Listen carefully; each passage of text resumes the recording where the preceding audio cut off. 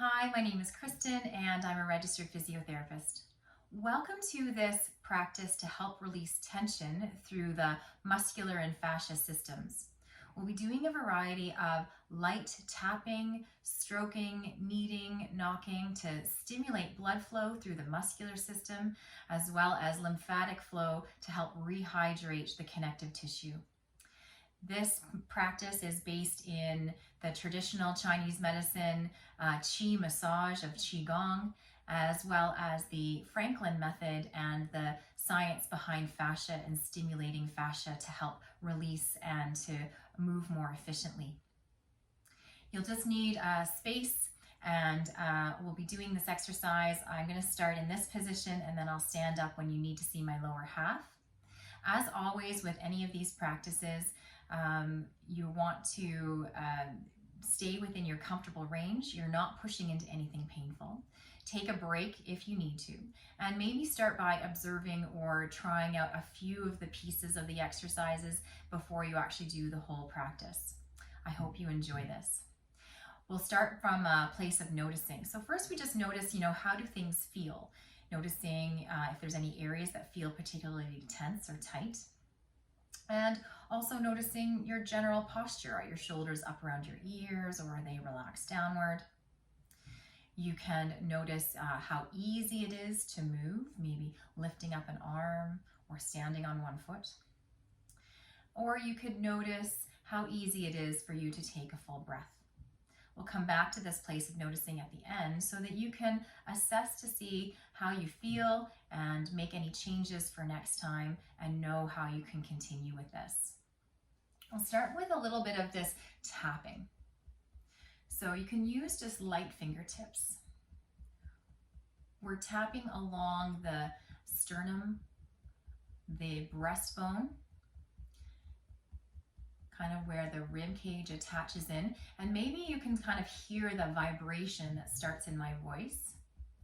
Fascia is very responsive to vibration as well as different sensory inputs. So that's why we're doing these different techniques.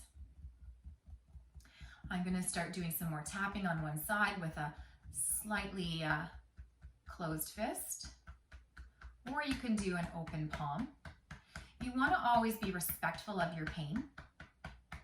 You can avoid any areas that feel like you might be irritating or aggravating, and work around maybe above and below those areas. You can start to tap down the front of your arm to the palm of your hand, around the back of the hand and the back of the arm. So we'll do this 3 or 4 times, tapping down the arm. Starting to notice that tingling sensation. We're waking up all of these sensory fibers, and hopefully we're going to get a nice change in our circulation and blood flow, drawing some attention to these areas. Again, always respecting your pain. We're not pushing into it, we're working with it. Good job. We'll do that one more time. Come back to tapping across the chest, in around that sternum, and around to the other side. Tapping across the shoulder, maybe with a flat palm or a lightly closed fingers. Tapping down the front of the arm, very gently, noticing those tingling sensations, respecting whatever you feel. Up the back of the arm, back of the shoulder, and again. Good job.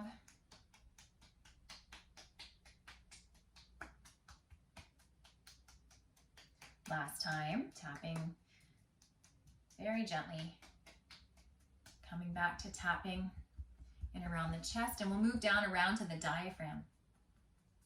The diaphragm sits around the bottom of the rib cage, so you can use some light fingertips or lightly loose fingers. I'm going to stand, but you can stay in sitting if you like, working around the back of the rib cage with light fists, and around the front, around where that diaphragm is, and thinking about starting to take some nice big breaths.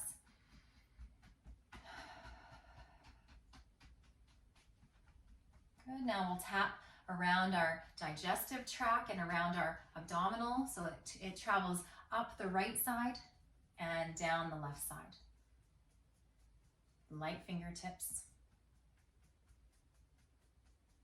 Very good. And you'll notice we're only here for maybe about 30 seconds or so, 3-4 times in each spot. That's good. Doesn't take long. Okay, one more time.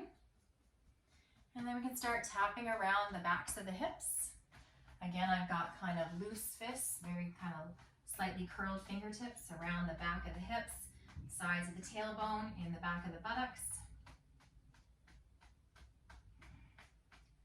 And now we're going to get into that thick band of fascia, the thoracolumbar fascia that's in and around the low back. You can start to do this stroking up and down the back.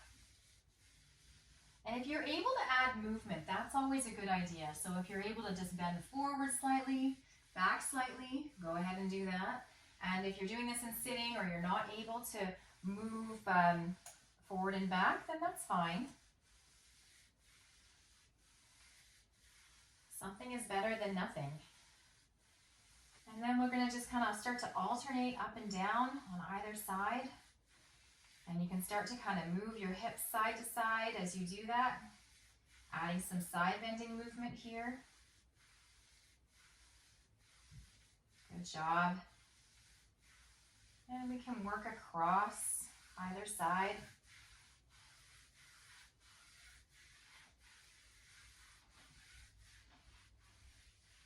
Okay, and then we're going to come back to tapping in around the front of the hips. And we'll be tapping the legs. So again, you can be doing this from sitting.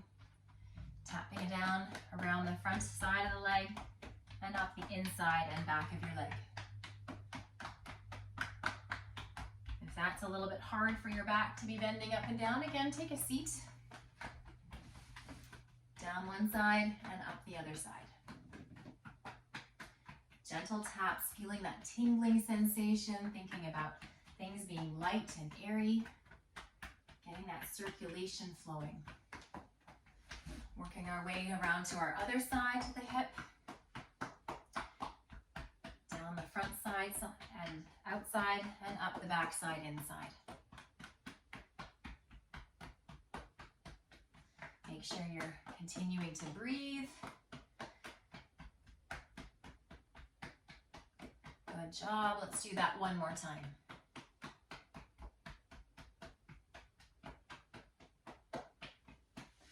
Good. All right. So then just shaking anything out there. And then coming back to this place of noticing. Maybe noticing how you feel. Noticing any sensations that might be new or different from before. Maybe there's a tingling sensation. Maybe you feel a little bit more alive or awake, or you've got that blood flow feeling. That would be excellent. You can check in to see how your arm raises, or if you checked to stand on one foot before, you could check in with that again. Does that feel a little bit easier? And so this movement practice can be really great for preparing the muscles, waking them up in the morning, preparing them for exercise, or if you have difficulty with moving a lot to get exercise, to get that blood flow effect, this is a great thing to do to break up the stiffness that might be caused from sitting or less movement, less activity. If you feel like that wasn't agreeable to your body, you can again always do parts of it and do kind of above, below, and you don't necessarily have to go to the most sensitive or painful part. I hope you enjoyed that, and have a great day.